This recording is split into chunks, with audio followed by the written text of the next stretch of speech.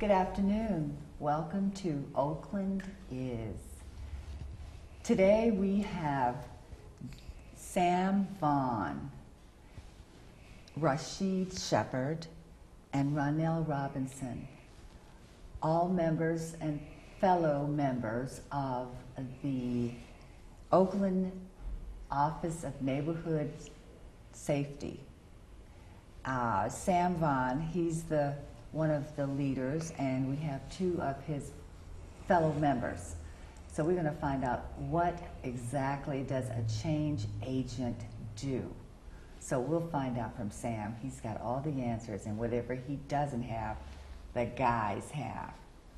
Okay, so Sam, why don't you tell me a little bit about the Office of the Neighborhood Safety that you work for in Richmond? Absolutely. The Office of Neighborhood Safety was a gun violence reduction department that was designed by our city late 2007. And we came into doing work late 2007. Consultants were trying to figure out how we were going to solve the problem of gun violence in our city. So late 2007, our office was open the doors. For the first couple of years, what we did was just basic street outreach, letting ourselves be visible, building relationships, trying to get ahead of some types of gun violence when it comes to retaliation at times, things of that nature. As we moved on, we realized that in order to really make a difference and really try to reduce gun violence, instead of dealing with areas and geographical locations, we wanted to just deal with individuals, try to identify individuals who would be most likely to benefit from the programs that we had. So we started what we call the Operation Peacemaker Fellowship. And with that, we went and we identified about 24 individuals who, in all honesty, would most likely be a victim or a perpetrator of gun violence within the next 6 months. Mm-hmm. And we did that. We invited them all to come. We laid out a proposal to them to offer them an alternative, a different way. What we've learned is individuals don't do things because they like to do it. Sometimes they feel like that's their only option. Mm-hmm. So when you give someone another option, if they truly want something different, they'll take that option. And out of the 24 that we invited, 21 of those took that option. Mm. And that's how our fellowship began. So the members, what kind of training do they go through, while they're part of this group of members? What kind of things do they learn, or are they exposed to and empowered with? So what is some of the training that you empower them Absolutely. with? Well, I mean, that's based on an individualized basis. So okay. There's an intake done.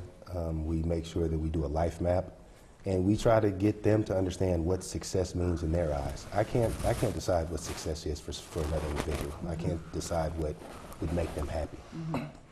So with that, as we go to the life map, a lot of it's trainings, vocational training. Some folks wanted to be barbers.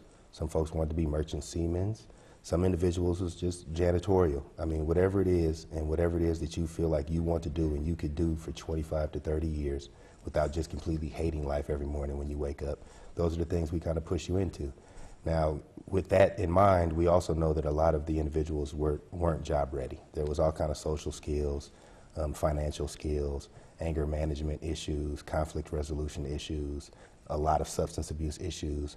So in the long run, as you can see the goal that you want, we try to let you do step by step in order to just knock off some of the things that's holding you back from that goal. Mm-hmm. And that is the realm. I mean, it goes anywhere from life skills to AA or NA, parenting classes, GED classes. There's a lot of individuals who dropped out of high school when they were 13, 14, 15 years old. Mm-hmm. And yeah, I want to work, but I don't even have a high school diploma. I have no skills.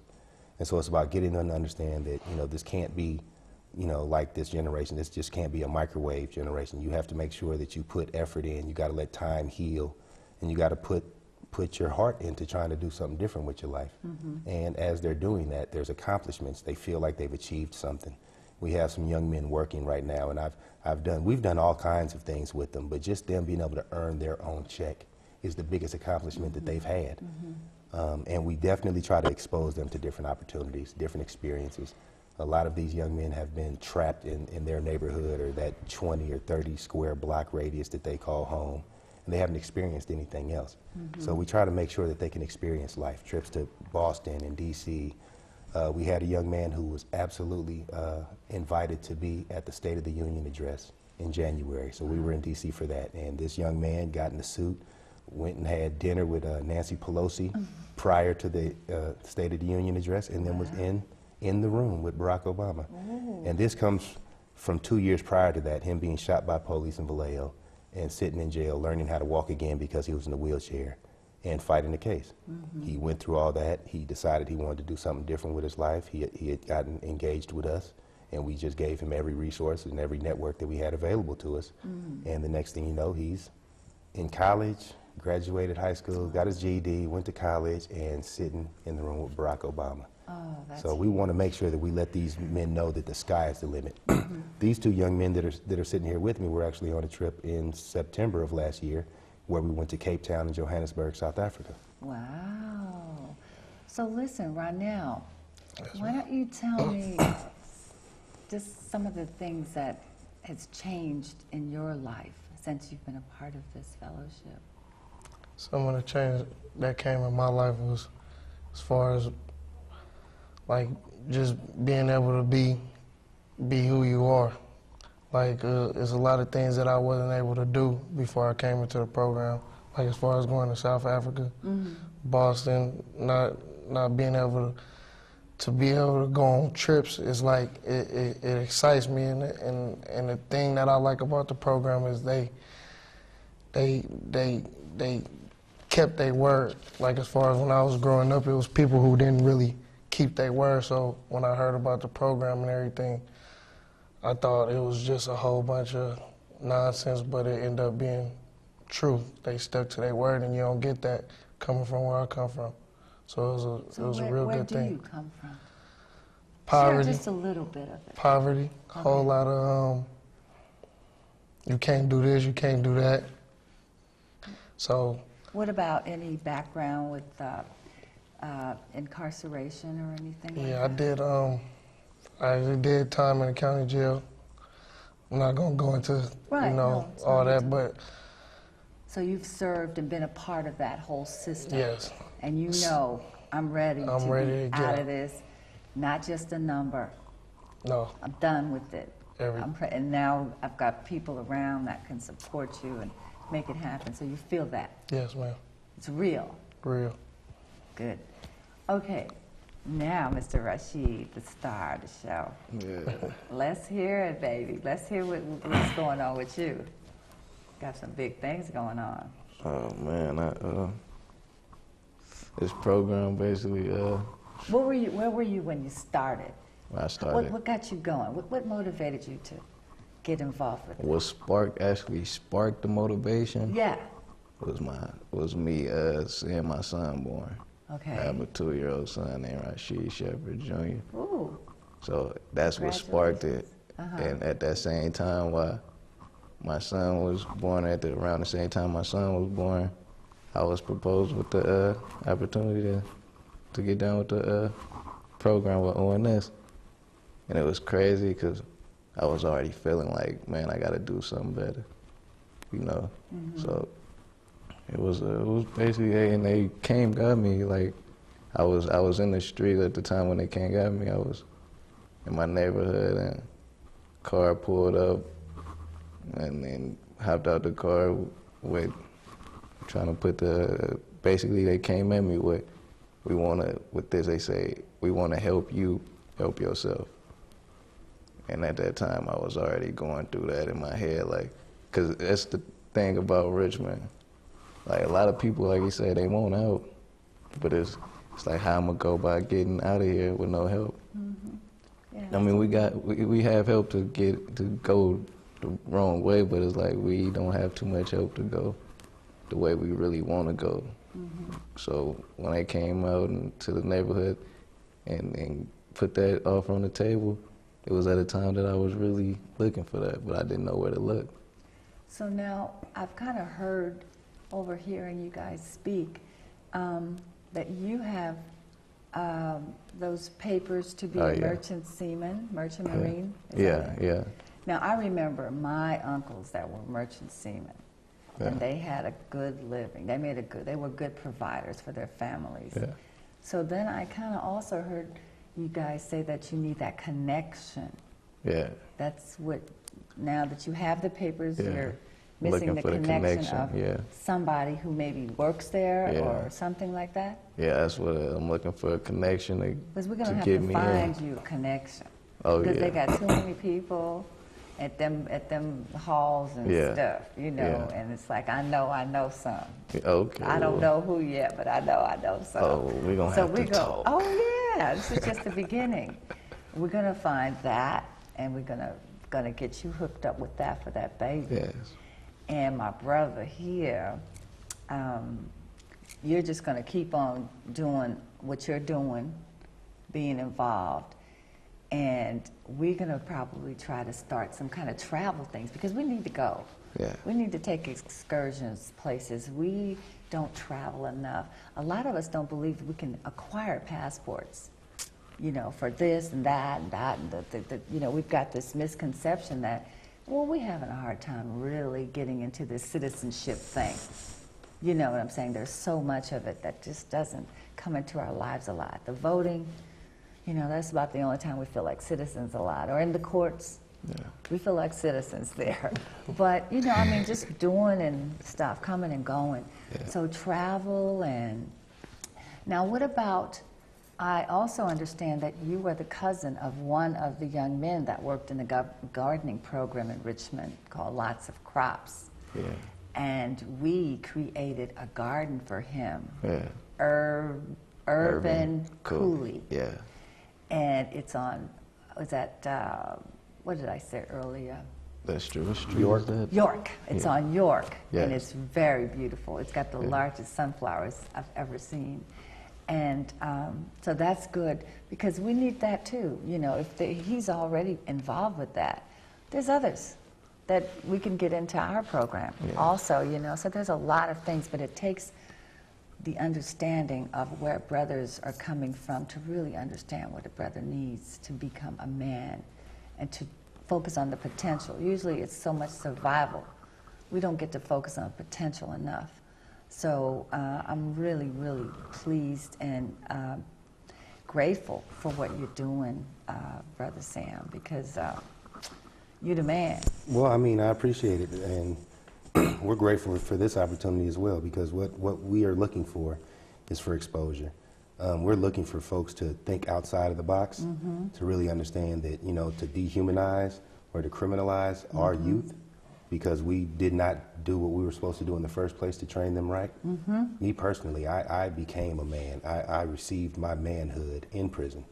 I thought I was a man prior, but I became a man in prison because I didn't really understand what a man was. And so because on the streets, if that's all we see, we have so many misconceptions of who a man truly is. And the misconceptions and the rules of manhood in the streets is what's killing our babies, what's sending them off to prison in mass rates. And it seems like nobody cares. We wonder why they don't care. They don't care because they can't see anybody else care. If we live in a society where I can absolutely do wrong and a mature, responsible adult can look past it and ignore it, then I'm not doing anything wrong, or you're not a mature, responsible adult. Right. But either way, I'm not getting what I'm supposed to get from the society that I live in. And the results are common. Right. We know the results. We We don't know. have to speak about the results. And so I'm tired of young men of color seeing these results and thinking there's no other way out. When I ask a young man at 21 years old, what do you want to do with your future? And he's like, man, I'm just thinking about today and tomorrow. That's not the answer that I'm expecting. And that's ridiculous to have to see a young man who truly believes that he has no future. Because, you know, 24, 25, I'd probably be gone. That's unacceptable. No. And it's unacceptable by our community to accept it. Exactly. And to not do anything about it. That's right. It's time for that silence and that not knowing the words and not speaking out, not getting involved. You know, it's like we all have to get involved. I mean, this Trayvon Martin thing, it's like the involvement is what's making that movement go. Absolutely. And that's what makes every movement go. It's that involvement. So we have to get on the ground, as they say, and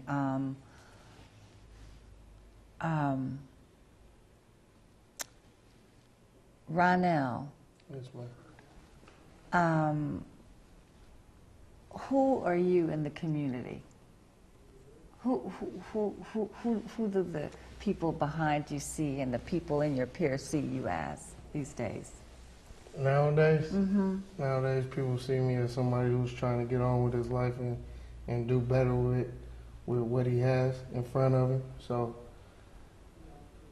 I just think people look at me now as like somebody who in the past was a little shaky, but now has risen to be a better person and be a better man in the community. So they see what you are becoming. They see what this work of art, that being at the Potter's House, we still work being a work of art. They see it. Yes. Well, you're very put together, both of you, and I love that you can articulate. But you guys have been somewhere I haven't been. I haven't been to Africa. I gotta go. Yes, I need more stamps on my passport. You know. So do we. Yeah. So we're gonna have to work to on that definitely, because Iolode has a trip coming up pretty soon for something that's fabulous, and you know, it'd be something for us to work on as a group, maybe, and make some things happen. Let's see. You guys have 2 years running already. You've got classes in anger management, parenting, life skills, GED, job readiness, financial literacy. What is that? Financial literacy. Why don't you guys tell me? Being responsible. What? Having a checking account? Checking account. Basically, they set it up to where it's like, here's some stuff for you to do as a grown-up that needs to be done. Yeah. Like as far as checking accounts, saving accounts, making sure you have stuff to save for a house, bringing bank statements, building your credit, doing stuff like that. Stuff that when you're coming from places like the hood, where we come from, you're not thinking about all that. Nah. You're thinking about getting the money and doing whatever with it. Yeah. But if you're putting it in a bank, you're thinking like, okay, I had this saved. This is my savings. This is my checking. Okay, I can spend this, but this is being saved. So budgeting. It's a budget. Yeah, sounds like budgeting. Teaching you responsibility of keeping your money at a scale to where you can live and do what you need to do as a grown-up as far as paying bills and taking care of home. So is that the impact part of it? No, impact. No, tell me about.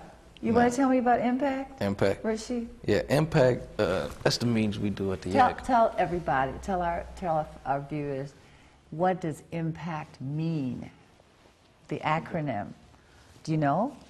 Because Sam got it down.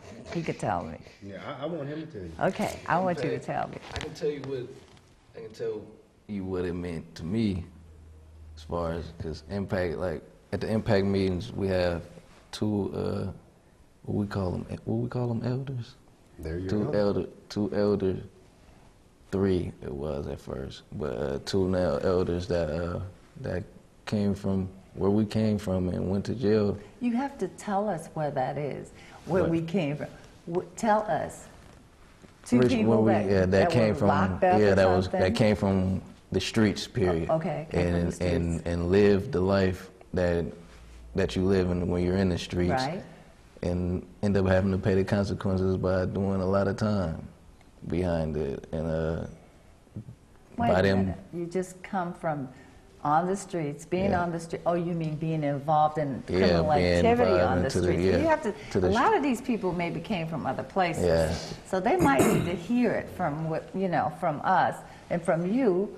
So you were there. So these elders were there too. Yeah, they was there. That's why I say it come from where we come from. Okay, they came from where you guys came from. They came along and did what? And the decisions that they made in the streets, as far as the wrong decisions, it landed them in prison for a long time. And in prison, I guess I know that they was thinking of a way to get back to the streets and make sure that the youth in the streets don't end up doing the same thing they was doing. Wow. So they came, basically we get together with them, we do life skills, things like that with them, and we ask questions, and you know, basically we get an understanding, and we interact with each other and find out things like, man, if you got questions about what you should do in a situation with your child, or how should you come about if you wanted to talk to a certain female or something. Like, it's things that, basic things, like that we didn't get to find. A lot of us didn't get to find out is because a lot of us didn't have fathers.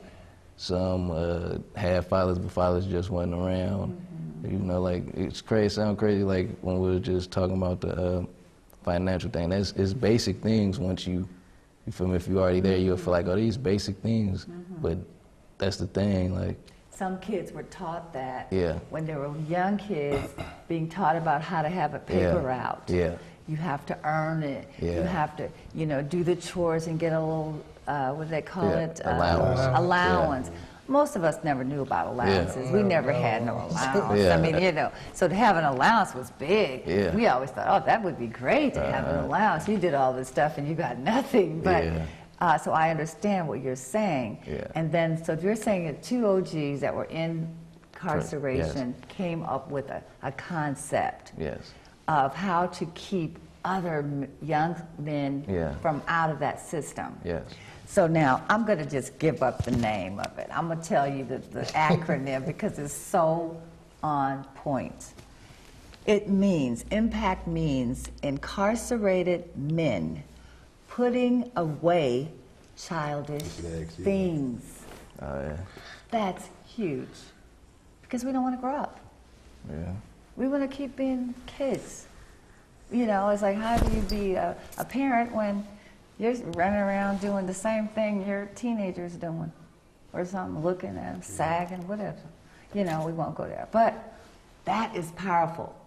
Putting away those childish things. So IMPACT is, these guys did a big thing, and we need to know about it all over. Everybody needs to know about it.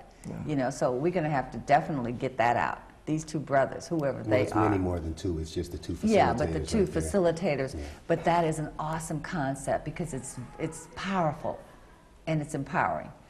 Okay, so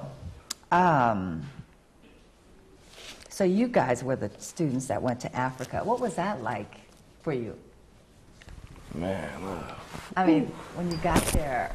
It was mind-blowing, really. Like, I mean, you don't expect to go to Africa. I never woke up one day saying that, oh, I'm going to go to, Isn't that amazing? And what's so crazy, we seen folks that remind us of folks back home. It's like, bro, he looked like, you feel me? So, yeah, they look just like me and you. I love it. I love it. So this has really been good. I want us to really work on some things together, definitely. And definitely, I want some more of you guys to be in our gardening program.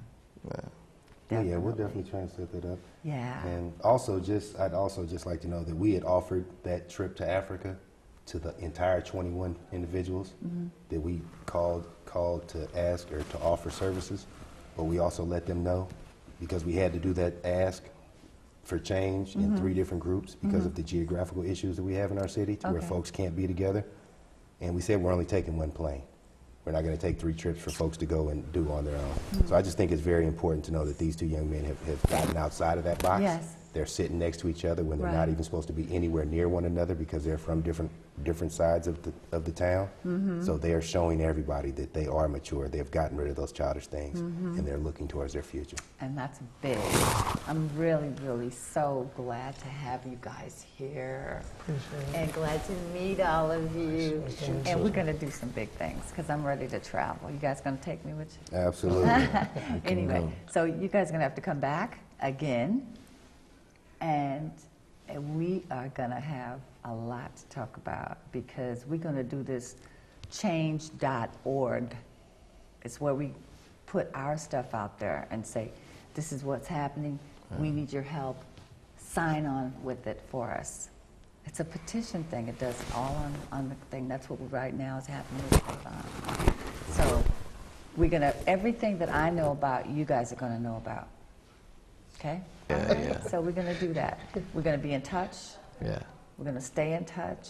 We're going to all get together and go by and take some pictures at the garden, at Irvin's Yeah, garden. Irvin's garden. Yeah, I like when Irvin's you say garden. that, man. All three of us, just like the Yeah, track we're on going to go Irvin's take pictures at Irvin's garden and put that on the front page and let the Mayor Gale see that we're doing some things in our neighborhood.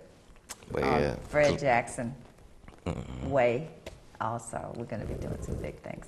So I'm really happy that you guys came to hang out with me and tell the rest of us about this because it's going to blow up. Get ready. Yeah, it needs to. We're ready. It needs to. We need movement, and we are going to do this thing. We also need to stop having gardens for young men that have lost their lives way too early. So that's the change. The garden is fantastic, but to lose a young man Well, he with was so a much part of potential. it. Well, look at that. He was a Absolutely. part of it. And that's I going believe all if he was still here, he probably would be right here with us. He's probably here now. He is. You know, Yeah. his spirit, the spirit never dies. So, and here we're talking about him, we're bringing him But back. for them to name that garden behind him, like that's strong and powerful because he was a strong and powerful person. Like so, he left his mark like he's supposed to do. Yep, and we're going to leave ours. Yeah. So it sounds like it's a wrap. Yeah. It was good. Thank you guys for coming. Well, thank you for having us. Yeah, thank you so much.